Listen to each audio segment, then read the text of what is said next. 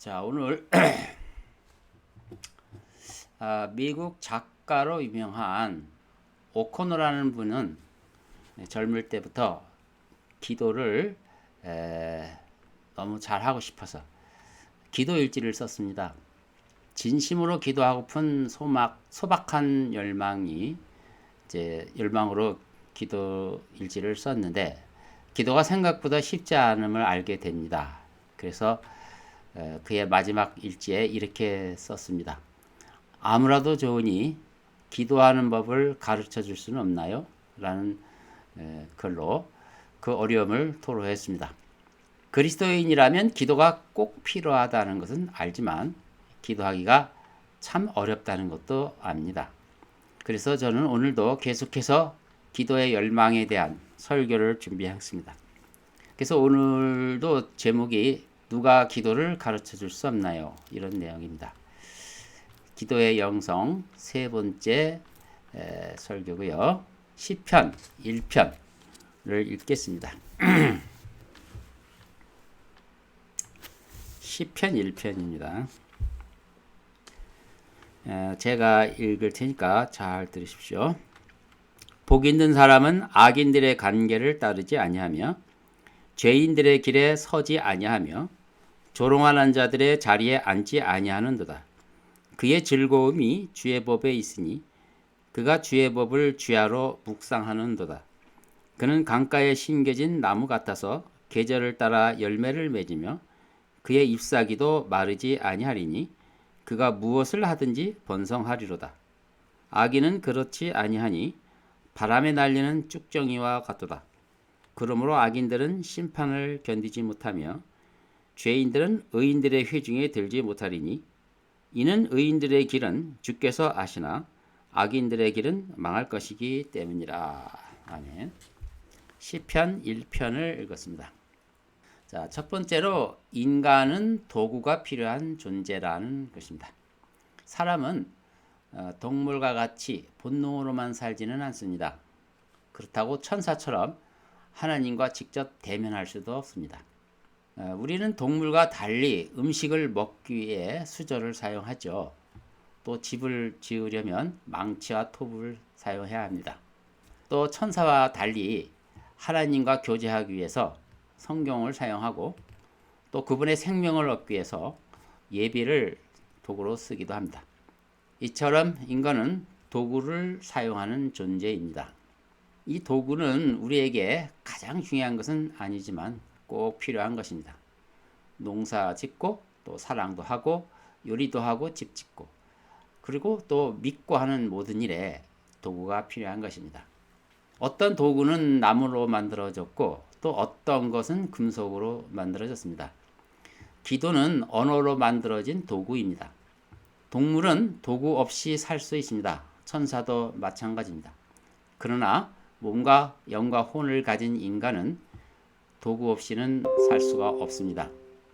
그래서 우리가 어떤 도구를 가지고 있느냐, 그것을 어떻게 사용하느냐에 따라 잘 살기도 하고 못 살기도 하죠. 자, 여러분은 하나님과 함께 살기 위한 가장 유용한 도구로 무엇을 사용하고 계시는지 묻고 싶습니다. 두 번째로 기도는 삶을 긍정하기 위한 도구입니다. 요즘 저도 뭔가 만들기 위해서 컴퓨터를 많이 사용하는 편입니다. 이게 무언가를 얻기 위해서는 반드시 필요한 도구이죠. 그런데 그 도구들은 나 자신의 내면을 알아가는 데는 적합하지 않습니다. 사람들은 외모에 관한 것은 가꾸고 개발하기 때문에 도구들이 많이 개발되어 있습니다. 그러나 자기 자신의 내면을 알아가고 개발하는 데는 사실상 잘 몰라요. 그래서 막상 그 부분을 하고 싶어 했을 때 의외로 주위에 그것을 잘 알려주는 사람이 없다는 것입니다. 기도도 마찬가지입니다. 인간의 삶에는 내면에 더 넓은 영역이 사실상 있습니다. 그런데 그 내면 세계에 대해서 이제 더 풍성하게 살고 싶어도 우리 이미 개발된 눈부신 기술이 크게 도움이 되지 않는 겁니다. 혹시 아시는지 모르겠습니다. 요즘 젊은이들에게 유행인 메타버스, 새로운 영역으로 알려지고 있죠. 그들의 젊은이들이 특히 많은 호기심을 가지고 그 안에서 이것저것 새로운 영역을 경험하면서 개척해 나가고 있는데, 그것이 새롭게 느껴지는 것은 거기에서도 새로운 내면의 삶을 살 수 있겠다 생각하기 때문에 그렇습니다.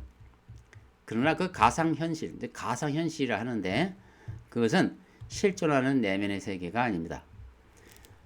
그렇다고 내면의 세계가 없는 게 아니며 반드시 존재하며 우리는 알아야 합니다.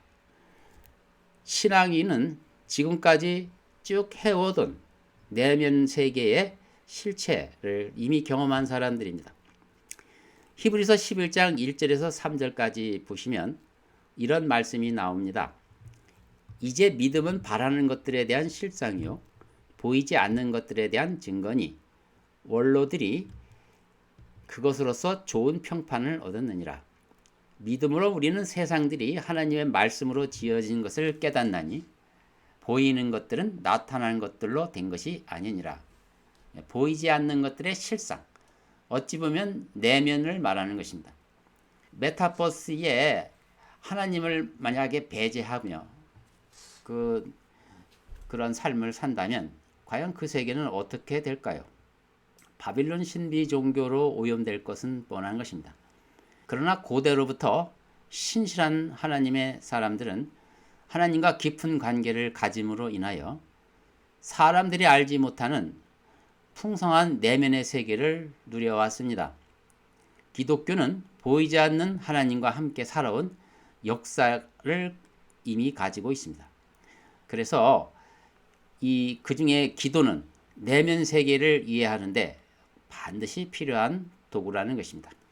세 번째 제가 말씀드리고 싶은 것은 시편, 오늘 본문 제가 읽었죠. 시편은 기도의 도구 상자다. 어떤 분은 전원주택을 살기 위해서 올해부터 준비해 오다가 자기가 손수 집을 짓고 살아요. 그리고 그 집에서 자기가 집을 짓는 거에 대해서 굉장히 흐뭇해하고 보람을 느끼고 있습니다. 그 사람 창고에 보면 집 짓는 도구가 창고 가득해 있습니다. 도구가 있어야 그게 가능한 거죠.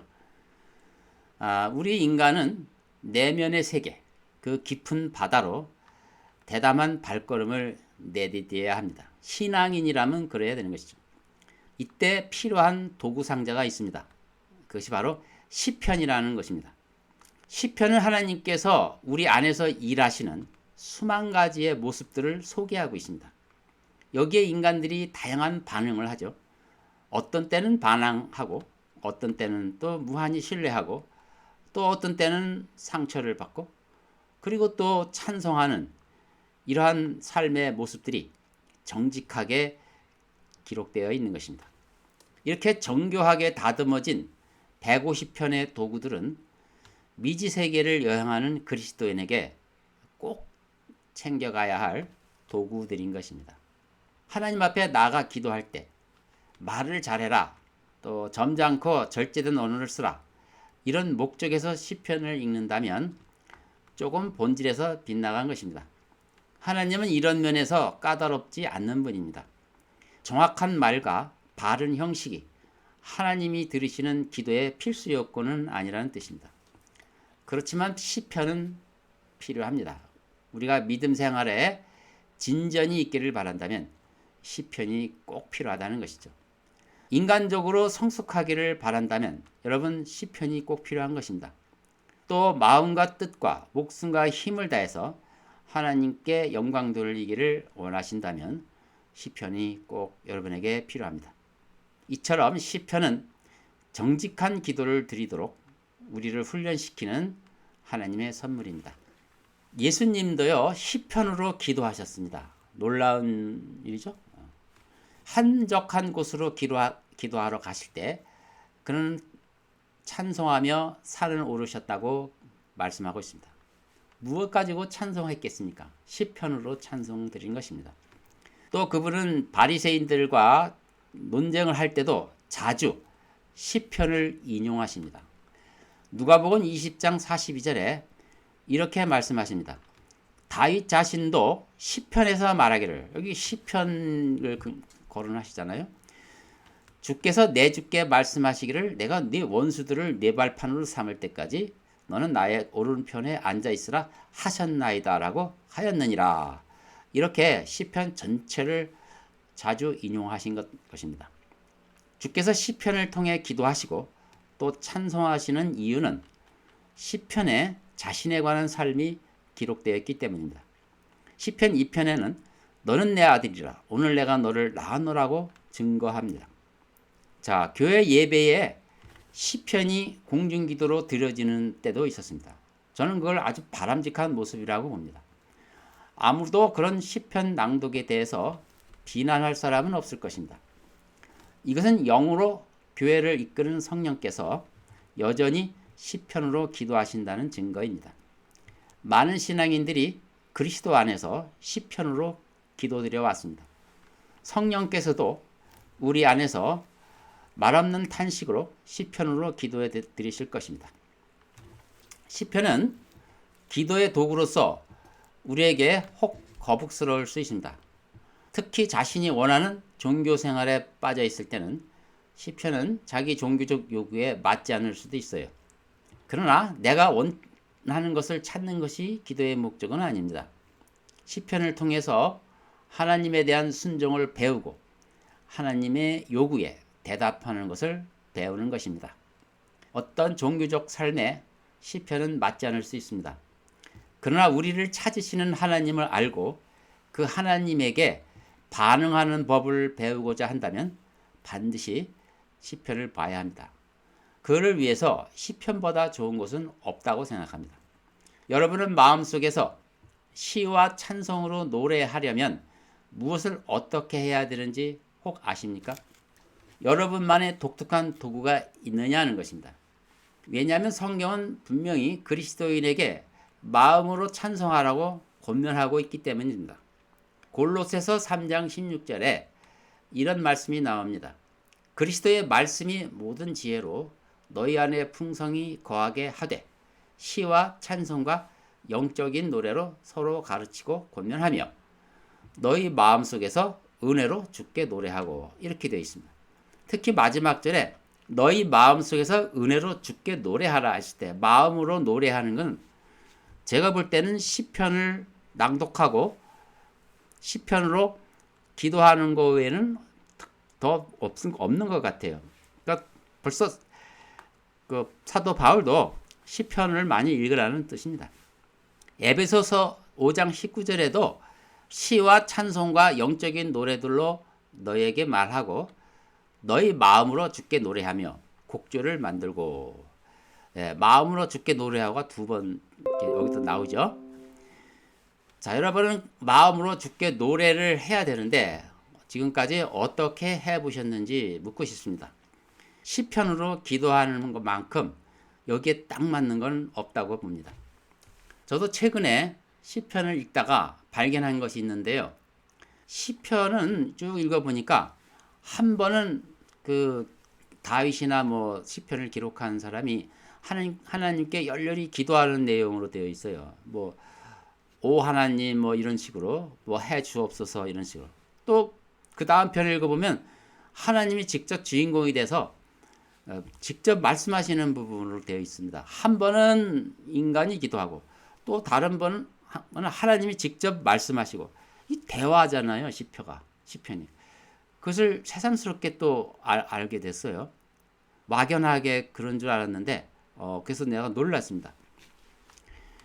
기도가 하나님과 대화하는 것이라면, 그리고 또 많이들 듣잖아요. 전부 내가 하는 얘기만 하나님께 일방적으로 아뢰는 것도 온전한 기도의 모습이 아니다. 이렇게 얘기는 들었는데, 그렇다면 하나님의 음성을 어떻게 들어야 되는가? 가만히 있어서 그분이 주시는 음성을 들어야 되는가? 이렇게 생각한 적도 있었어요. 근데 시편이 그대로 그렇게 되어 있더라고요. 시편 자체가. 그러니까 시편을 읽으면 그게 기도고 대화한 겁니다. 그러니까 하나님이 얘기하시는 시편을 읽을 때는 하나님이 지금 나한테 주시는 음성이다 생각하면 되고, 또 하나님께 드리는 기도를 읽을 때는 내가 아멘으로 화답하면서 나의 기도로 하나님께 드리면 되는 겁니다. 이처럼 완벽한 사례는 찾아볼 수 없었습니다. 시편 속에서의 그 하나님의 말씀은 어떤 내용이 들어있을까요? 죄 가운데 있는 우리를 은혜로 붙들고 계신다는 내용이 들어있어요. 거기에 절망 가운데 있는 우리를 찾아내고 은혜로 사로잡으신다는 내용이 시편에 가득 되어 있는 것입니다. 그래서 우리의 반응은 하나님의 그 찾아오시는 그 모습, 그 말씀에 대해서 우리가 어떻게 반응할지를 기도로 표현하는 것입니다. 하나님이 우리에게 하시는 말씀을 우리가 늘 좋아하는 건 아니죠. 그래서 어떤 때는 원망도 하고 소리도 지르고 막 그러죠. 그게 바로 시편에 그대로 나와 있는 것입니다.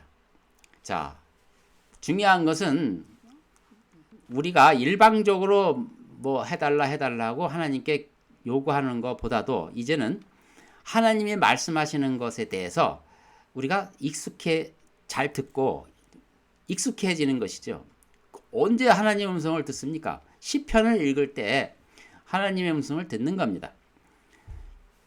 시편은 하나님이 물음에 대답하기 위해서 듣는 훈련의 장소고 또 반응하는 훈련의 장소인 것입니다. 시편에는 늘 인간이 원하는 것들을 외면하는 것은 아닙니다. 그런 것이 없다면 인간도 미쳐버리겠죠. 그러나 시편은 그것을 인정하고 이해는 하지만 부추기지는 않습니다. 시편은 그러한 것과 싸워서 결국 하나님께 순종하도록 마음을 바꾸게 하는 역할을 합니다. 그리고 하나님 자신을 우리에게 분명히 제시하고 계시죠. 광야 같은 세상에서 하나님을 믿으면서 사는 이 치열한 삶의 현장으로 시편을 통해서 우리를 인도하시는 것입니다. 자, 네 번째로 기도는 나에게 찾아오신 하나님께 응답하는 법을 배우는 것입니다. 기도의 핵심은 우리 자신을 표현하는 법을 배우는 것이 아니라 하나님께 응답하는 법을 배우는 것입니다. 시편은 어려운 시기에 신앙의 선배들이 잘 활용했던 기도의 도구였습니다. 어쩌면 현대인에게 거북스럽고 어울리지 않는 것일 수도 있습니다. 그러나 기도하기를 갈망하는 사람이라면 시편을 통해서 배울 수 있습니다. 거기서 하나님이 찾아오시는 발소리를 들으실 수 있을 것입니다. 거기서 하나님이 음성에 대답하는 법도 배울 수 있을 것입니다. 자, 기도는 결코 쉽지 않습니다. 그래서 수세기 동안 기도를 하고 싶어도 아무도 기도를 가르쳐주지 않는다고 외치는 사람이 많이 있습니다. 그런 사람들이 어디로 가겠습니까? 시편을 읽을 수밖에 없는 겁니다. 그것은 아마도 하나님의 뜻일 것입니다. 그런 의미에서 시편은 우리에게 매우 고마운 하나님의 선물입니다. 새 지렛대를 사용하면서 그 사전에 사용법을 충분히 안 후에 사용하는 건 아닙니다. 무조건 손에 들고 그것을 사용하면서 방법을 터득하는 것이죠. 마찬가지입니다. 시편도 거기에 많은 지혜가 있지만 주저하지 마시고 먼저 그것을 사용하라는 것입니다. 그리고 거기서 나름의 그 기도의 기술을 배우라는 거죠. 그리스도인이 시편으로 기도하는 방법은 간단합니다. 그냥 시편 하나하나를 가지고 정기적으로 시편을 통해서 기도하면 됩니다. 존 칼빈은 이렇게 말했습니다. 시편은 공통된 기도 형식을 교회에 전달하기 위한 성령의 고안이다. 옳은 말인 것 같습니다. 시편을 나누어서 순서에 따라 시편 전체를 기도해 나가십시오. 그렇게 순서대로 또 규칙적으로 신실하게 평생을 기도하면 적어도 하나님 앞에 너는 한 번도 나한테 기도를 안 했구나 이런 책망은 안 들을 겁니다. 대부분의 신앙인들이 이런 방식을 통해서 성숙해져 왔습니다. 결국 신앙의 성숙이 특별한 건 없습니다. 다 하나님이 그 방법도 주셨거든요. 그냥 꾸준히 하시면 됩니다. 기도는 이렇게 꾸준히 하는 겁니다. 그래서 이 마음의 움직임이 입술의 움직임과 조화를 이루게 하면 되는데 그거를 그 시편을 읽는 것만큼 좋은 건 없어요. 이제 마지막 결론을 말씀드립니다. 우리는 모두 기도가 절실히 필요한 존재입니다. 자신이 누구인지 어떤 존재가 되어야 합당한 것인지 알기 위해서 반드시 필요한 것이 기도인 것입니다. 내 내면을 정직하게 바라보기 위해서 기도가 필요합니다. 무엇보다도 주님도 시편으로 기도하셨다는 사실을 기억하십시오. 내 요구를 구하는 데서부터 넘어서서 하나님의 음성에 반응하는 법을 시편을 통해서 배우시기 바랍니다. 시편 안에는 정직한 기도가 있습니다. 찾아오신 하나님에 대해서 솔직한 감정들이 가감없이 쏟아져 있습니다. 또한 시편에는 하나님께서 들려주시는 직접적인 음성이 들어 있습니다. 그저 읽기만 해도 되는 완벽한 기도입니다. 읽으시면서 감동이 되면 아멘, 아멘 하고 이제 추임새로 반응하면 되는 것이고요. 그렇게 읽으세요. 그렇게 해서 훌륭한 기도입니다. 이보다 더 최상의 기도는 없을 것입니다. 이제 마지막으로 요한복음 15장 17절을 읽고 설교를 마치겠습니다. 요한복음 15장 17절 너희가 내 안에 거하고 내 말들이 너희 안에 거하면 너희가 원하는 것은 무엇이나 구하라. 그러면 너희에게 이루어지리라. 아멘.